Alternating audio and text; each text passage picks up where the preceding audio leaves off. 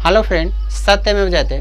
आइए कुछ साइंस को हम फैक्ट्स को जानते हैं, ठीक है, जहाँ से एग्जाम्स पे क्वेश्चन आते हैं। तो आइए देखते हैं कौन कौन से फैक्ट्स हैं, ठीक है, ध्यान दीजिएगा। चलिए इधर देखिए, पूछता है क्वेश्चन में हमारे भोजन के मुख्य स्रोत क्या है। क्वेश्चन रहेगा हमारे भोजन के मुख्य स्रोत क्या है, तो हम याद रखेंगे पौधे तथा जंतु। पौधे तथा जंतु हमारे भोजन के मुख्य स्रोत में से आते हैं। जैसे आप कहिए कैसे, तो पौधे से हमें क्या मिलता है, भोजन मिलता है। जैसे देखिए चावल, गेहूं, मक्का, चना, ये सब पौधा से आता है। ये सब कहाँ से आता है, पौधा से आता है।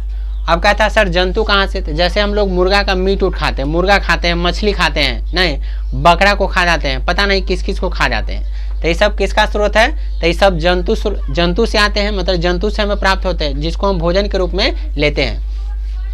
हेलो, हमारे भोजन के मुख्य स्रोत क्या क्या हो गए, पौधे तथा जंतु। कैसे हो भी बता दिए। चलिए अब देखते हैं वह जंतु जो केवल पादप को खाते हैं, मतलब वैसे जंतु जो केवल पादप, पादप कहने का मतलब पेड़ पौधा, पादप कहने का मतलब पेड़ पौधा, तो वैसे जंतु जो केवल पेड़ पौधा को खाएंगे उसे हम कहेंगे शाकाहारी। क्या कहेंगे, शाकाहारी।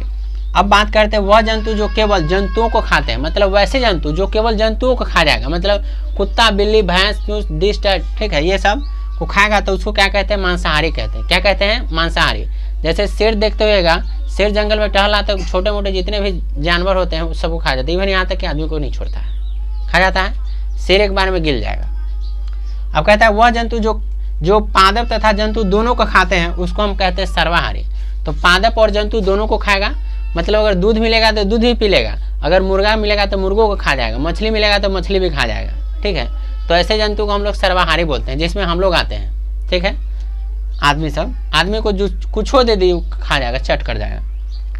अब कहता है घोंघा किसकी सहायता से चलता है, तो घोंघा पेशीय पादप की सहायता से चलता है। किसकी सहायता से, पेशीय पादप की सहायता से चलता है।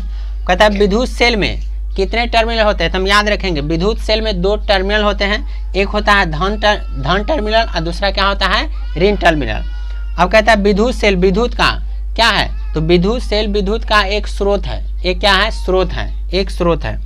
विद्युत बल्ब में 2 टर्मिनल से क्या जुड़ा होता है, तो हम बोलेंगे फिलामेंट जुड़ा होता है। विद्युत बल्ब में 2 टर्मिनल से क्या जुड़ा होता है, तो फिलामेंट जुड़ा होता है।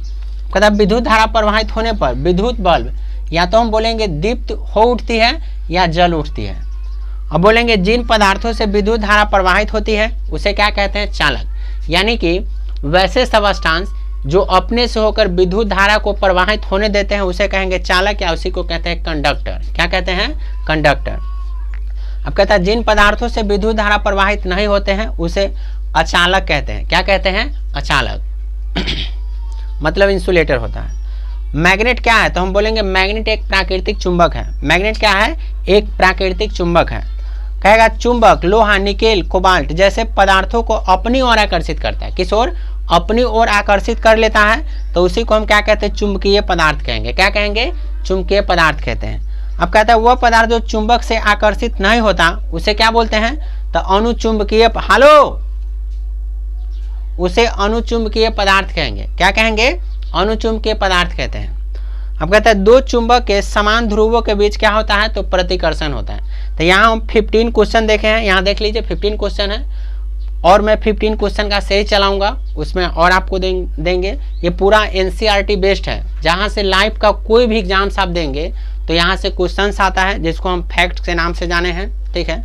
उम्मीद करते हैं आपको पसंद आया होगा। पसंद आ रहा है तो चैनल को सब्सक्राइब कर लीजिए, लाइक भी कीजिएगा और कमेंट भी कीजिए। आज का अपना एक कोटेशन है, हर जगह मुंह मारना कभी कभी भारी पड़ जाता है। हर जगह जैसे देखते हुएगा कहीं से कोनो जाता है, लापा खींच देता है, कुछ खींच लेता है, तो हर जगह ऐसा नहीं होना चाहिए। हर जगह आप उलझेंगे तो कहीं कहीं भी उलझना भारी पड़ जाएगा आपको। क्या पड़ जाएगा, भारी पड़ जाता है, ठीक है। जैसे देखते होंगे स्नेक्स अगर बिल में घुसता है, ठीक है, अगर चूहा के बिल में घुस गया तो बल्ले बल्ले चूहा को खा जाता है। अगर सिपनौर वगैरह के बिल में घुस गया तो फिर उसका कल्याण है। तो इसीलिए कहा जाता है हर जगह मुंह मारना कभी कभी भारी पड़ सकता है। चलिए, थैंक यू।